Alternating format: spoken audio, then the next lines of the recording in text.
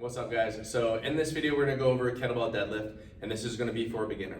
So when we're starting with the kettlebell deadlift, we always want the handle to be in the middle of the feet. First of all, we need to know that their back can stay straight when they're hinging. If anything, they're just living on the body weight hinge or a kettlebell hinge, right?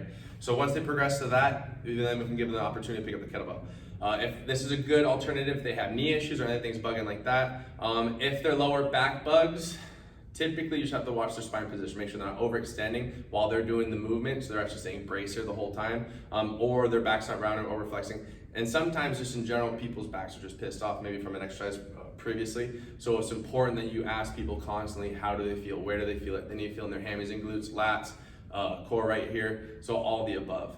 So just make sure you're constantly checking in with people when they're in a class setting with this. So handles gonna be in the middle of the feet, abs on tight, big chest. You're gonna hinge back stays nice and straight. When they grab the handle, they should engage their lats. So try to get a bend here, okay? So external rotation. They're drawing on their belly button, they're gripping the floor with their feet, the weight's in the midfoot, possibly heels, and then drive up and then stand tall and squeeze the glutes. The goal is don't let their back change position at all. So they're gonna hinge first, push those knees out, boom. If anything, they can do a hover if they have the mobility for it, coming all the way down, and then drive up and then stand tall, okay?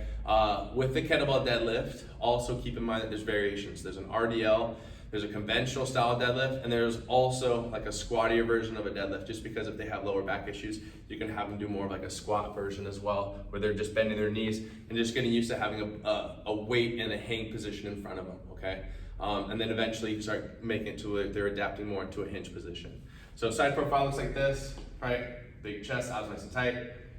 This is more of the conventional deadlift. So there's mild knee bend, still loading hammies and glutes here like this. Lats are on, so we're tracking the shoulder blades, and then they're gonna stand tall, squeeze the glutes. Make sure they don't overextend, right? Like I said, back's not changing position. Make sure they don't bend from their knees first. On this, we want them to bend from the hips first.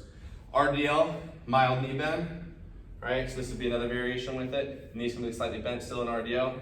Or it can be more squatty, where they're hinging and they're bending their knees just a little bit more. They'll get more quads, but if they have low back issues, sometimes it's the best option for them.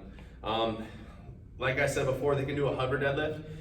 If that's not good enough, you can literally stack 2 or even 3 45-pound plates so the kettlebell is elevated, so they're just doing like partial deadlifts, okay? Pretty much like pulling from a rack. So that's the kettlebell deadlift. Make sure you do it like that.